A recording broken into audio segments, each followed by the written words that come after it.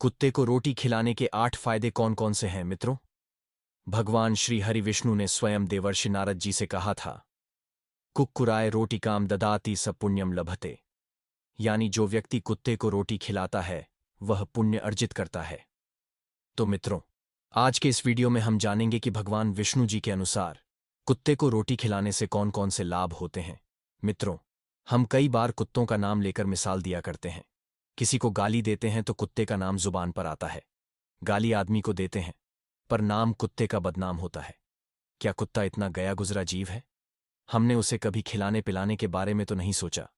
वह कुत्ता चाहे कितने ही दिन से भूखा द्वार पर पड़ा रहा हो, लेकिन हमें उस निर्दोष प्राणी की अवहेलना करते हुए लज्जा नहीं आई। मित्रों, वैसे तो मैं आप सभी से ज्यादा कहता नहीं हूं कि वीडियो को पूरा देखा करिए, लेकिन आज कहूंगा। मैं आप सभी से आपके हित के लिए निवेदन करता हूं कि 15 से 20 मिनट का समय निकालकर मैं आपको जो बताने जा रहा हूं उसे जरूर सुने, जिससे शायद आपकी सोच बदल जाए। मित्रों, एक समय की बात है। आकाश मार्ग में विचरण कर रहे देवर्षि नारद जी ने पृथ्वी लोक पर कुछ दुष्ट मनुष्यों को कुत्ते को मारते और उनकी अवहेलना करते हुए देखा। तब उनके मन में एक प्रश्न उठा। वह अपने प्रश्न को लेकर बहुत अधिक चिंतित हुए। जब उनको कुछ समझ नहीं आया, तब वह तीनों लोकों के स्वामी भगवान श्री हरि विष्णु जी के पास जा पहुंचे। वहां पर पहुंचकर उन्होंने देखा कि भगवान श्री हरि विष्णु जी क्षीर सागर में शेषनाग की शैया पर माता लक्ष्मी के साथ विराजमान थे। चारों तरफ आनंदमय रोशनी का विश्लेषण था। वहां का शांत वातावरण मन को मोहित कर रहा था। चारों तरफ दिव्य आभा फैली हुई थी। जब भगवान श्री हरि विष्णु ने देवर्षि नारद जी को अपने पास आया हुआ देखा, तब वह देवर्षि नारद जी से मंद मंद मुस्कान के साथ बोले, हे देवर्षि नारद जी, आइए। आपका क्षीर सागर में स्वागत है।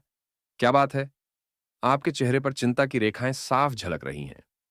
क्या आप किसी बात को लेकर चिंतित हैं? अगर कोई चिंता की बात है तो मुझे बताइए। मैं आपकी उस चिंता का निवारण अवश्य ही करूंगा। भगवान श्री हरिविष्णु की यह बात सुनने के बाद देवर्षि नारद जी कहते हैं, हे प्रभु, आप तो सर्वज्ञ हैं, भला आपसे कौन सी बात छुपी है। परंतु मैं एक जीव के भले के लिए आपके पास आया हूं। प्रभु, आज जब मैं आकाश मार्ग में विचरण कर रहा था, तब मैंने देखा कि कुछ हिंदू आदमी एक कुत्ते को रोटी खिलाने के बजाय उसे पीट रहे थे। वहीं मैंने कुछ लोगों को देखा कि वे सभी कुत्ते का नाम लेकर एक दूसरे को गालियां दे रहे थे और बदनाम कुत्ते को कर रहे थे। हे प्रभु, क्या कुत्ता इतना नीच प्राणी है? क्यों उसे हर मनुष्य धिक्कारता रहता है? कलयुग का मनुष्य द्वार पर आकर एक कुत्ते को खाना नहीं देता। ऐसा उपवास मनुष्य कुत्ते के साथ क्यों करता है? क्या कुत्ते हमारा भाग्य बदल सकते हैं? यदि कोई कुत्ते को रोटी खिलाए तो उससे क्या होगा? हे प्रभु, कृपया इस विषय में मुझे बताइए। देवर्षि नारद की बात सुनने के बाद भगवान श्री हरि विष्णु जी कहते हैं, हे देवर्षि नारद, आज आपने अति उत्तम प्रश्न किया है। आप सत्य ही कह रहे हैं। कुत्ता एक मूक प्राणी है। वह सत्य असत्य में फर्क नहीं समझता, परंतु वह मानवों के प्रत्येक भाव को समझता है। हे मनुष्यों, सत्य में ही तुम कुत्तों के साथ अन्याय कर रहे हो। यदि तुम कुत्तों की उपयोगिता को समझ जाओ तो ऐसा कभी नहीं करोगे।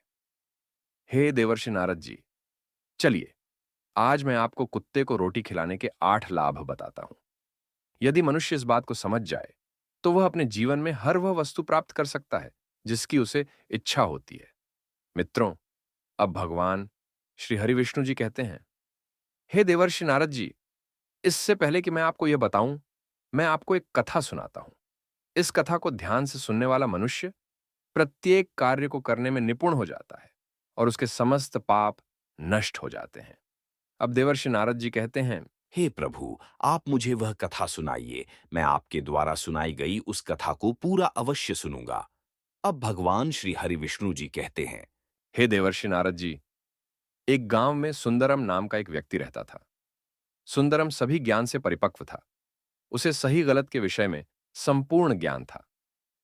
सुंदरम ने सुन रखा था कि उसके पास के गांव में एक महात्मा आए हैं जो बहुत ही ज्ञानी हैं और जिनका उपदेश सुनने के लिए दूर दूर से लोग आ रहे हैं। यह सुनकर सुंदरम के मन में भी जिज्ञासा उत्पन्न हुई कि वह स्वयं जाकर उन महात्मा जी के दर्शन करे और उनके उपदेशों का लाभ उठाए। फिर क्या था? अगले दिन भोर होते ही सुंदरम महात्मा जी से मिलने के लिए निकल पड़ा। रास्ते भर वह सोचता रहा कि महात्मा जी से क्या पूछे जिससे उसे सही मार्गदर्शन प्राप्त हो सके। जब सुंदरम वहां पहुंचा तो उसने देखा कि महात्मा जी अपने आश्रम में वृक्षों की शीतल छाया के नीचे कुछ लोगों को उपदेश दे रहे थे। उनके मुखमंडल पर दिव्य तेज था और उनके शब्दों में अद्भुत शांति व ज्ञान की गहराई थी। सुंदरम कुछ क्षणों तक मौन खड़ा होकर महात्मा जी के उपदेशों को सुनता रहा। फिर जैसे ही महात्मा जी ने अपनी वाणी को विराम दिया, सुंदरम ने श्रद्धापूर्वक आगे बढ़कर महात्मा जी को साष्टांग प्रणाम किया और निवेदन किया और कहा, हे महात्मा, मैं आपके पास इसीलिए आया हूं क्योंकि मेरे मन में एक प्रश्न ने विकराल रूप धारण कर लिया है। मैं इस प्रश्न से अत्यंत व्याकुल हूं और इसका उत्तर जाने बिना मुझे शांति नहीं मिलेगी। कृपा करके आप मेरी शंका का समाधान करें और मुझ पर अपनी कृपा दृष्टि बनाए रखें। महात्मा जी ने ध्यानपूर्वक सुंदरम की ओर देखा। उनकी आंखों में अपार करुणा थी और मुखमंडल पर एक मधुर मुस्कान। वे जानते थे कि जब कोई जिज्ञासु आत्मा सत्य की खोज में आती है तो उसे उचित मार्गदर्शन देना आवश्यक होता है। उन्होंने बड़े ही शांत स्वर में कहा, वत्स, तुम्हारा प्रश्न यदि तुम्हें इतना व्याकुल कर रहा है तो निश्चित ही उसमें कुछ महत्वपूर्ण सीख छिपी होगी। लेकिन उत्तर पाने से पहले यह जानना आवश्यक है कि क्या तुम्हारा मन इसे सुनने और समझने के लिए तैयार है। हे वत्स, ज्ञान का द्वार उसी के लिए खुलता है जो उसके योग्य होता है। तुम्हारी जिज्ञासा तुम्हारे मन की पवित्रता को दर्शाती है। अब तुम अपना प्रश्न मुझसे पूछो। सुंदरम ने शीघ्रता से उत्तर दिया, हे गुरुदेव, मैं पूर्ण रूप से तैयार हूं। हे महात्मा जी, मैं आपसे यह जानना चाहता हूं कि कुत्ते को एक रोटी खिलाने से मनुष्य को कौन सा फल मिलता है। अब सुंदरम की बात को सुनने के बाद महात्मा ने बताया, हे पुत्र, अगर मनुष्य कुत्ते को रोटी खिलाने के 8 फायदे मनुष्य जान जाए तो कभी दुखी नहीं होगा। हे भंते, कुत्ते को एक टुकड़ा रोटी खिलाने से मनुष्य को 8 फायदे होते हैं तथा जो भी मनुष्य इन फायदों के बारे में जान जाता है उसका जीवन धन्य हो जाता है और उसको जीवन में कभी दुखों का सामना नहीं करना पड़ता है। जो भी मनुष्य कुत्ते को एक टुकड़ा रोटी खिलाता है उसे 8 फायदे होते हैं और वह जीवन भर सुखी रहता है और उसे मृत्यु के बाद मोक्ष की प्राप्ति होती है। महात्मा ने कहा, भंते, तुम्हें एक कहानी सुनाता हूं, ध्यान से सुनना, फिर तुम्हें सब पता चल जाएगा। एक समय की बात है, एक काले रंग का कुत्ता हुआ करता था। वह बहुत ही लाचार था और भूखा प्यासा था। वह गांव में सभी के घर घर जाता था, परंतु उसे कोई भी व्यक्ति रोटी का एक टुकड़ा भी नहीं देता था। वह भूख के मारे इधर उधर घूमता रहता। एक दिन वह गांव के बाहर नदी के किनारे एक अर्षि के आश्रम पर जा पहुंचा और अर्षि से कहने लगा, हे मुनिवर, मुझे लगता है आप बहुत ही विद्वान तथा ज्ञानी हैं, इसीलिए मैं भूख प्यासा आपके पास आया हूं। कृपा करके आप मुझे एक टुकड़ा रोटी का दे दीजिए, जिसे खाकर मैं अपनी भूख को शांत कर लूं। तभी वह आशी कहते हैं, हे स्वान, क्या तुम्हें गांव में एक टुकड़ा रोटी का किसी ने नहीं दिया जिसे तुम खाकर अपनी भूख मिटा सको। तब वह कुत्ता ऋषि से कहता है, हे मुनिवर, मैं आपको क्या बताऊं, आप मेरी बातों पर विश्वास नहीं करोगे कि मनुष्य की नीति कैसी हो गई है। वह हम मूक प्राणियों को कितना नीचा समझने लगे हैं। तभी वह राशि कहते हैं, हे स्वान, तो बताओ, तुम्हारी हर एक बात पर मैं विश्वास अवश्य करूंगा। मुझे तुम बहुत ही लाचार दिखाई पड़ते हो। तभी वह कुत्ता कहता है, ठीक है मुनिवर, मैं आपको अपनी बीती बताता हूं। कुत्ता राशि से कहता है, हे मुनिवर, दुनिया के लोगों, हम पर रहम करो। हमारा कोई घर नहीं होता है, कोई आसरा नहीं होता है, कमाकर खाना हमें नहीं आता है, हमें वस्त्र भी पहनने का ज्ञान नहीं है, इसलिए सर्दी, गर्मी और बरसात में हम ऐसे ही घूमते रहते हैं। हमें पढ़ना लिखना भी नहीं आता। आपकी तरह हमें अनुशासन नहीं आता, हमें आपकी तरह बोलना नहीं आता। यह हमारा दुर्भाग्य ही समझिए, परंतु हमें आपकी तरह भूख भी लगती है। आपकी तरह हमें चोट लगने पर पीड़ा भी होती है, हमें आपकी तरह रोना भी आता है। बस इन्हीं 3 कामों में हम आपकी बराबरी करते हैं, इसलिए हम पर दया दिखाइए, हमें और कष्ट मत दो। ईश्वर ने तो हमें वैसे भी कष्ट देकर ही भेजा है, ऊपर से आप लोग हमें परेशान करते हैं। हम आपकी तरह मनुष्य नहीं हैं, हम पराधीन जीव हैं। जब हमारा जन्म हुआ उस समय हमारी आंख कान बंद थे। कह नहीं सकते कि उस समय आपके जन्म पर जैसे नाच गाना होता है, बाजे बजते हैं, कैसे खुशी मनाई जाती है, हमारे जन्म पर भी यह सब हुआ होगा। हमारे जन्म पर किसी ने खुशी मनाई होगी। मैं जिस बिछौने पर था वह रुई का नरम तो था, सर्दी बिल्कुल नहीं लगती थी। मैं मन में सोच रहा था कि किसी बड़े घर में पैदा हुआ हूं, लेकिन जब हमारी आंख खुली तो मैंने देखा कि हमारी मां, जिसे आप लोग कुतिया बोलते हो, वह अपने 5 बच्चों को छाती से चिपकाकर एक राख के ढेर में पड़ी थी। हम 5 भाई थे। बाकी 4 भाई तो लाल और भूरे रंग के थे। मैं अकेला ही काले रंग का था। उन सब में सबसे छोटा मैं ही था, इसलिए कमजोर था। मेरी मां हम लोगों के पास कम ही आती थी क्योंकि उसे भी अपने भोजन की व्यवस्था करनी पड़ती थी। यदि वह ना खाती तो हमें दूध कहां से पिलाती। उस एक मां पर हम 5 भाई निर्भर थे। वह बेचारी अपने भोजन के लिए इधर उधर दौड़ती रहती थी। कभी भोजन मिल भी जाता था तो कभी भोजन नहीं मिलता था, लेकिन वह हमेशा हम पांचों का बड़ा ख्याल रखती थी। आखिर वह हमारी मां थी। वह रात भर जागकर गांव की रखवाली करती थी। किसी की मजाल नहीं थी कि कोई अनजान आदमी बुरी नीयत से गांव की तरफ भी झांक जाए। दूसरे गांव के कुत्ते भी हमारी मां के डर से गांव में नहीं आते थे। गांव के किसी किसान के खेत में कोई जानवर खड़ी फसल खाने आते थे तो हमारी मां उसे दौड़कर भगा देती थी। गांव वालों के लिए इतना सब करने के बाद भी कोई कोई मनुष्य तो हमारी मां को भोजन तक नहीं देता था। भोजन के लिए हमारी मां को मजबूर होकर छीना झपटी करनी पड़ती थी। कई बार तो लोग उसे लाठी डंडों से पीट पीट कर भगा देते थे। बेचारी उस दिन भूखी प्यासी रहकर खाली पेट की आग से जलती रहती थी। अब वह कुत्ता कहता है, हे मुनिवर, आखिर भूख तो हमें आपकी ही तरह लगती है। ऊपर से उसे अपने 5 बच्चों की चिंता भी लगी रहती थी। आखिर मां जो थी, भूख उसे चैन से बैठने नहीं देती थी और गांव वालों का भी उसे देखकर हृदय नहीं पसीजता था। तो बेबस होकर उन लोगों के घरों में चोरी से घुसना पड़ता था, और यदि खाने की कोई चीज मिल जाती थी तो हमारी मां उसे खाकर अपने पेट की आग बुझा लेती थी। कई बार तो लोग उसे खाने की वस्तु ले जाते हुए देखते तो लाठी डंडे लेकर उसके पीछे पड़ जाते थे। कुछ निर्दयी लोग तो कई बार उसे घर के अंदर बंद करके पीटते थे। हमारी मां का बुरा हाल कर देते थे। अब वह कुत्ता ऋषि से कहता है, हे मुनिवर, हमारी मां ने लोगों का क्या बिगाड़ा था। उसने सिर्फ अपने पेट के लिए भोजन ही तो चुराया था। चोरी करने का हमें कोई शौक नहीं है, पर पापी पेट हमें यह सब करने के लिए मजबूर कर देता है। एक दिन की बात है, बड़ी जोरदार बरसात हो रही थी। ओले पड़ रहे थे। ठंडी हवा चल रही थी। उस ठंड में ठिठुरकर हमारे 3 भाई मर गए। उस दिन हमारी मां बहुत रोई थी, लेकिन मनुष्य हमारी पीड़ा को नहीं समझा क्योंकि उसके बच्चे थोड़े ही मरे थे। फिर वह कुत्ता कहता है, हे मुनिवर, अब हम सिर्फ 2 भाई रह गए थे। हमारी मां हम दोनों की अच्छे से देखभाल करने लगी। फिर एक दिन उसी गांव में एक सेठ के घर पर दावत चल रही थी और अनेक प्रकार की मिठाइयां बन रही थीं। सेठ जी के घर काफी मेहमान आए हुए थे। हमारी मां कुछ खाने की तलाश में बार बार उधर जाती थीं, लेकिन लोग उसे दुत्कार कर भगा देते थे। किसी को उस पर इतना भी तरस नहीं आया कि एक रोटी उस बेचारी को खाने को फेंक दे। एक रोटी से उनका क्या बिगड़ जाता। मेरी मां बार बार जाती थीं और वहीं खड़ी खड़ी देखती रहती थीं। सेठ जी के आंगन में दावत खाने का सिलसिला चालू हुआ। भोजन परोसा जाने लगा। मेरी मां भी वहीं जाकर पूंछ हिलाने लगी। खाना परोसने वाला आदमी जब किसी काम से भीतर गया तो मेरी मां दबे पांव रोटी लेने को चल पड़ी। फिर दूसरे आदमी ने मेरी मां को जाते हुए देख लिया तो चारों ओर से लोग चिल्ला चिल्ला कर उसकी तरफ भागे। मेरी मां उनकी चीख सुनकर घबरा गई। 2-3 आदमी लाठी लेकर उसके पीछे बड़े बेरहमी से दौड़े। मेरी मां वहां से घबराकर भागने लगी, परंतु उसे वहां से निकलने का कोई रास्ता नहीं मिला क्योंकि सामने से लोग लाठी डंडे लेकर आ रहे थे। तभी मेरी मां वहां पर जो लोग भोजन कर रहे थे उनको लांघ कर निकल गई। आगे वह कुत्ता कहता है, हे मुनिवर, मेरी मां अपने निकलने पर इतनी हैरान नहीं थी जितनी कि उन लोगों को देखकर हुई थी जो वहां पर दावत खा रहे थे। वे सब उठकर खड़े हो गए।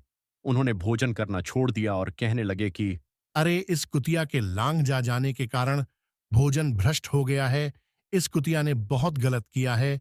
इसको हमें और हमारे भोजन को लांघ कर भी जाना चाहिए था। अब वह कुत्ता कहता है, हे मुनिवर, अब सब एक दूसरे से विचार विमर्श कर रहे थे कि अब क्या किया जाए। खाना तो सब खराब हो गया है। फिर सेठ जी फूट फूट कर रोने लगे। कुछ लोग तो यह भी कह रहे थे कि भाई, कुतिया के लांघने से सारा भोजन खराब कैसे हो गया है, क्योंकि उन्होंने खाने को अभी तक पत्तलों में नहीं डाला था। उसी समय कुछ लोग यह भी कह रहे थे कि कुतिया ने भोजन को मुंह में थोड़ी डाला है, वह तो सिर्फ ऊपर से लांग कर ही गई है।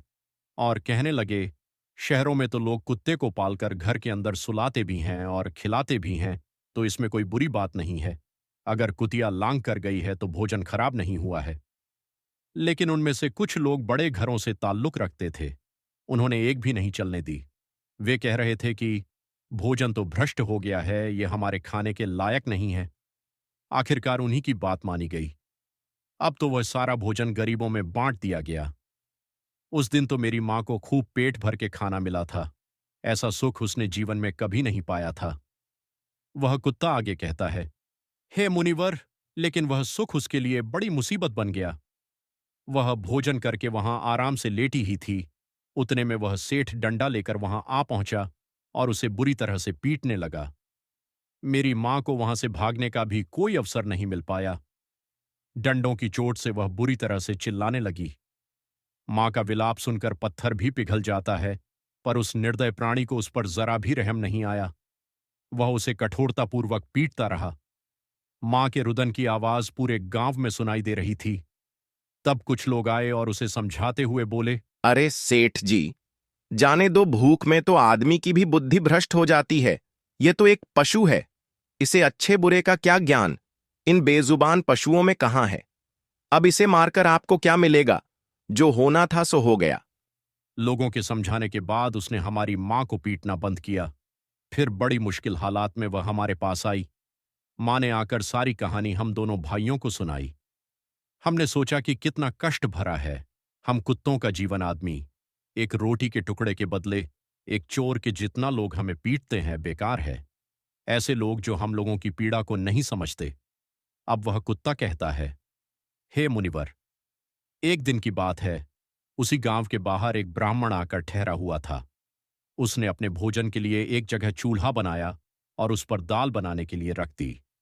उसके बाद आटा गोद कर रख दिया। वह वहीं पास में कुएं पर पानी लेने चला गया। इधर कहीं से मेरी मां भी घूमती हुई वहीं पहुंच गई। उसने आटे को देखा तो सोचने लगी कि शायद इस आटे का कोई मालिक नहीं है। यही सोचकर वह उस आटे को खाने लगी।